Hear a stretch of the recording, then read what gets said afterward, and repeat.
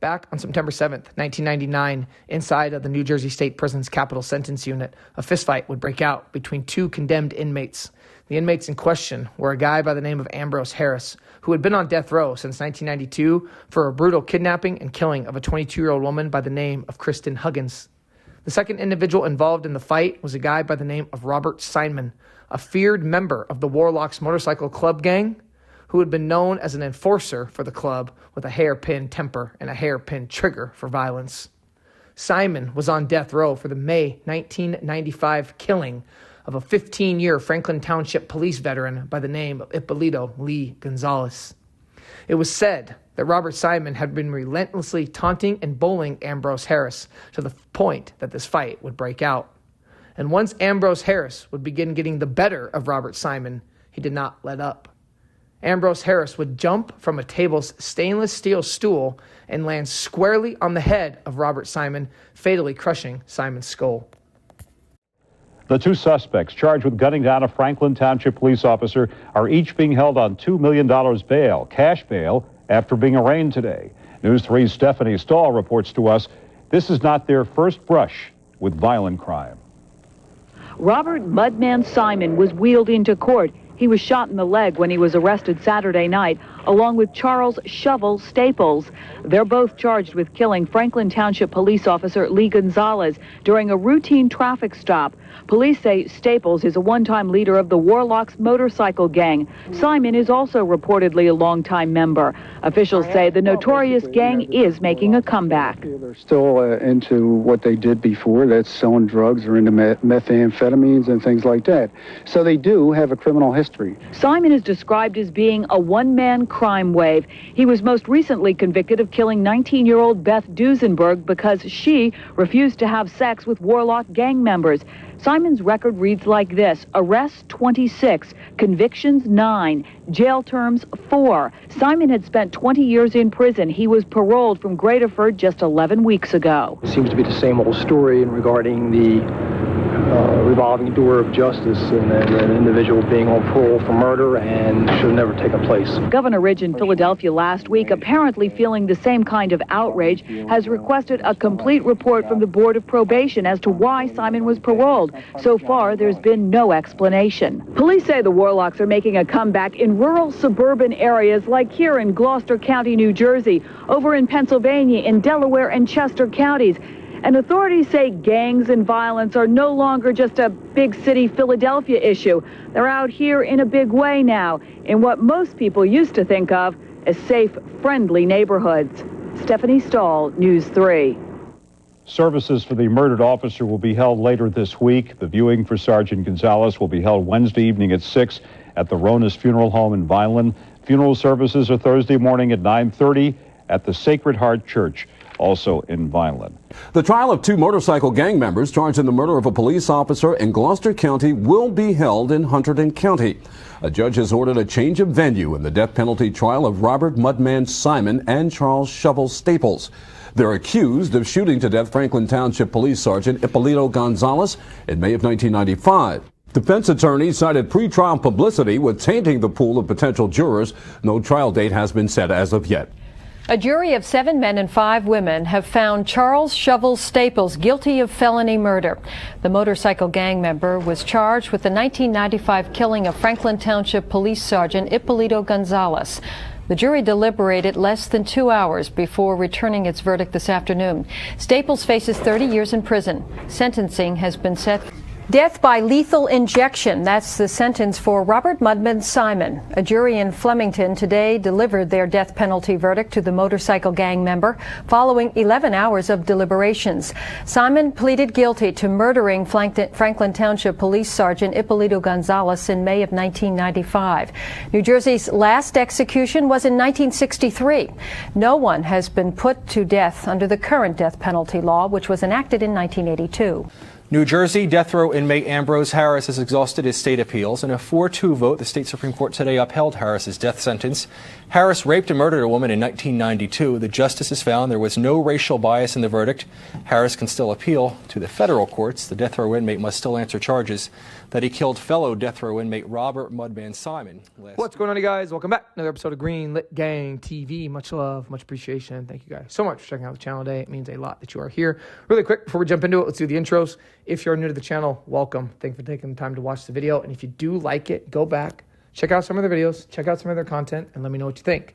If you're a returning individual to this channel, then you already know how much I appreciate you guys. If you've been following me at all this year, you know 20,000 subscribers has been the gold number, and we are rapidly closing in on that. I think as of right now, this second making this video, I'm at like 19,700 something. So again, guys, big shout out. The numbers have just been going up rapidly, especially this year in 2025. It's been a great first half of the year. So again, thank you guys so much. Lastly, if you like what you see, if you like what you hear, hit the like button, hit the comment button, engage in some conversation, and hit that subscribe button. Let's go.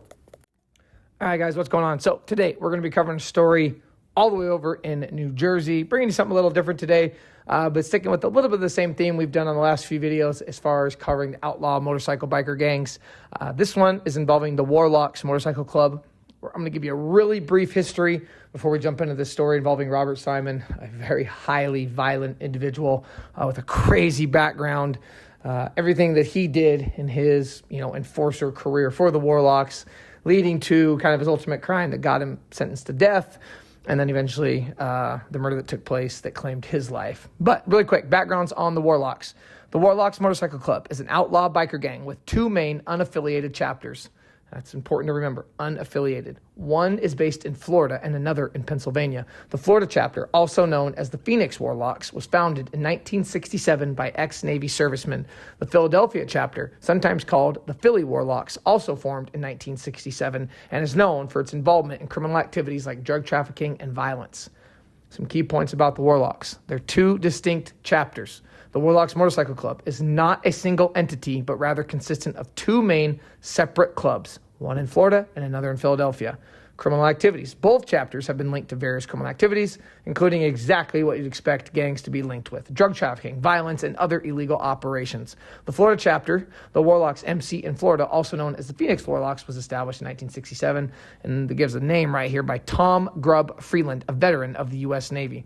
The Philly chapter, Philadelphia chapter, also referred to as the Philly Warlocks, was founded also in 1967, known for its involvement in criminal activity, including clashes with rival gangs, and this was according to the Philadelphia District Attorney's Office. Rivalries and violence. Both chapters have been involved in conflicts with rival gangs, including the Mongols and other famous motorcycle clubs, the Hells Angels, all that good stuff.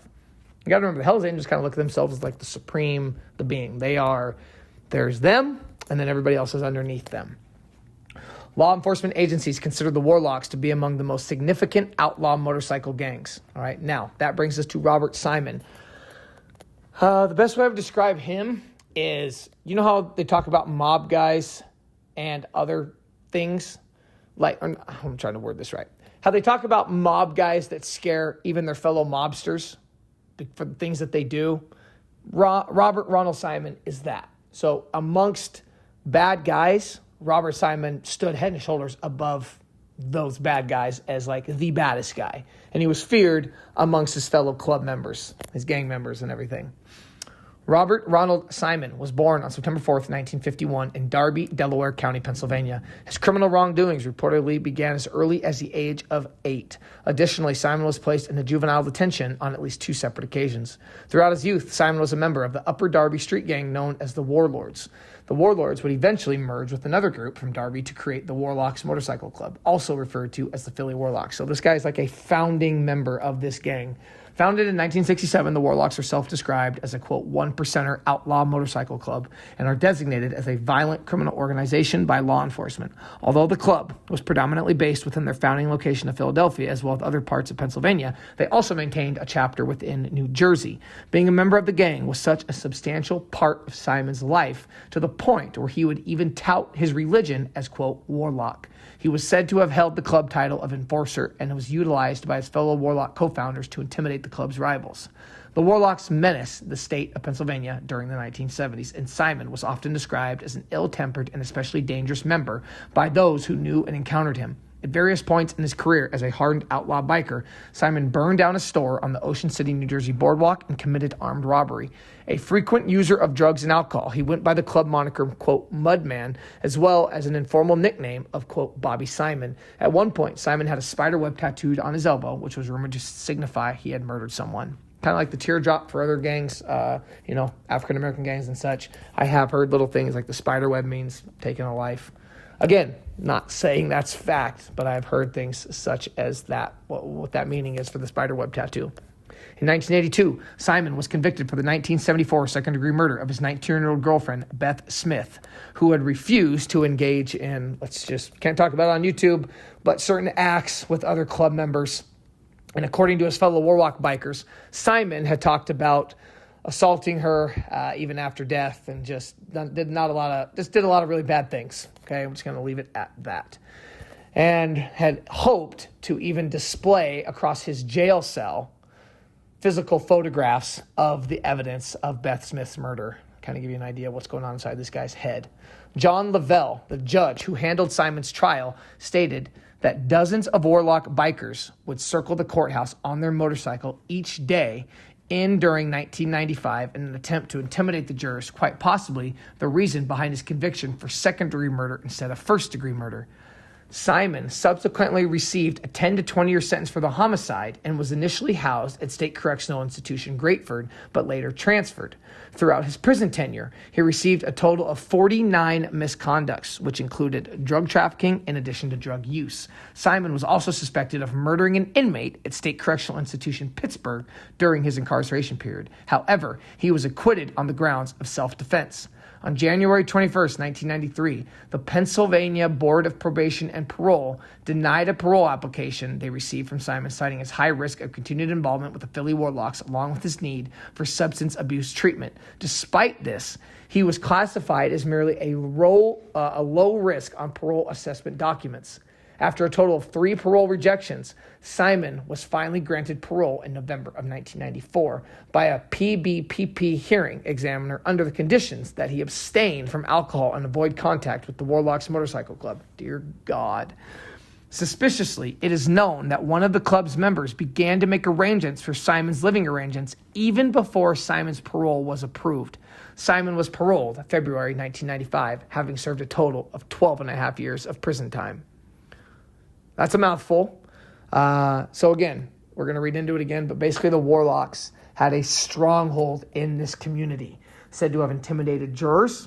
I think they got the year wrong right there where it says 1995 because he didn't parole to 1994, so I just want to make that clear. But they are said to have intimidated jurors. That's why he didn't get first degree, got second degree murder. I mean, you're riding bikes around the outside of the courthouse while this guy's in court. It's going to scare some people, man. It's going to scare some people. Just the look, just their attire, just like any other criminal street gang, they're going to come off as intimidating. Before they even start to talk, they're going to have a look about them.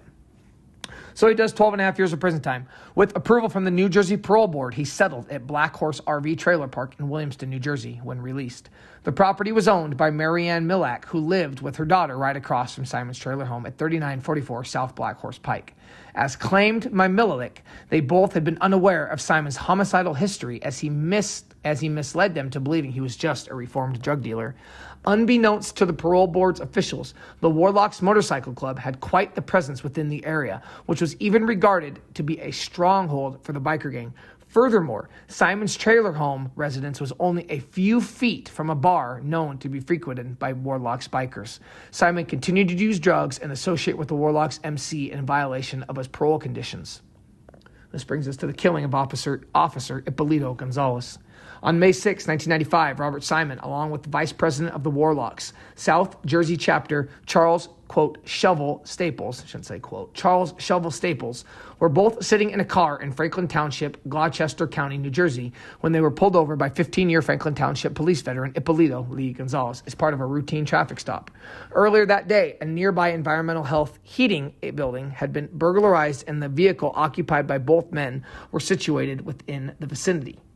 God, guys, I'm sorry if I'm talking a little wrong in this. Environmental heating building, and I meant to say both men was situated within the vicinity. Forgive me.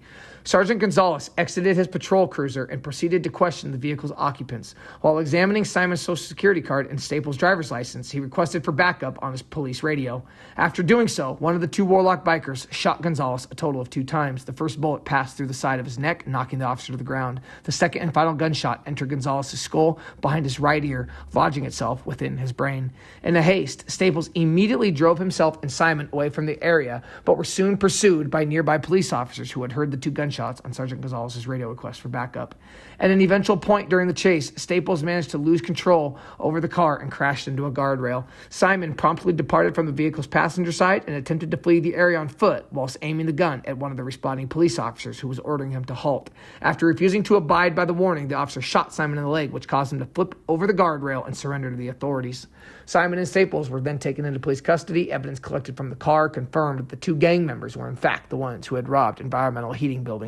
Franklin Township Police Sergeant Ippolito Gonzalez died the following day via the gunshot wound sustained from the incident. A firearms expert will later testify that the weapon found near Simon when during his apprehension, remember the one he was aiming at police officers before he got shot in the leg, was the same one used to kill Ippolito Gonzalez. Despite pressure from his fellow Warlocks, Simon eventually confessed to the crime and as a result was sentenced to death by the state of New Jersey in April 1997. This brings us to his death. According to some reports, Robert Simon had a reputation for taunting fellow inmates at the New Jersey State Prison. And remember, he's inside like the capital sentence unit, and apparently targeted a convict by the name of Ambrose Harris, who had been on death row for kidnapping and killing a 22-year-old artist by the name of Kristen Huggins in 1992. Harris and Simon had been assigned to side-by-side cells in the facility's capital sentence unit. And on September 7th, 1999, a reported fistfight broke out between Harris and Simon while the pair were in one of the prison recreational yards. Harris repeatedly kicked and stomped Simon before jumping from a table stainless steel stool, landing on Simon's head, crushing it. Harris was charged with murder, but was acquitted on the grounds of self-defense. He would later die in 2020. It's absolutely insane. And I know I said that a lot, but this is really true. You know, it's really weird if you're someone who just kind of looks at life. Sometimes you sit back and you look at life. You look at someone like a Robert Simon. He said he was in trouble at the age of 8 and lived nothing short of an absolutely reckless, violent, terrible life, and ended by being brutally murdered inside of a capital sentence unit inside of a New Jersey State prison. Just kind of makes you question humanity sometimes, not gonna lie. I read stuff like this and I just kind of at the end of it, I go, what was all that for? What was the purpose of all of that? Makes you think. And it's fascinating, guys, and this is why I bring you guys stories like this. So I really hope you enjoy it. And until next time, you already know what it is. Peace.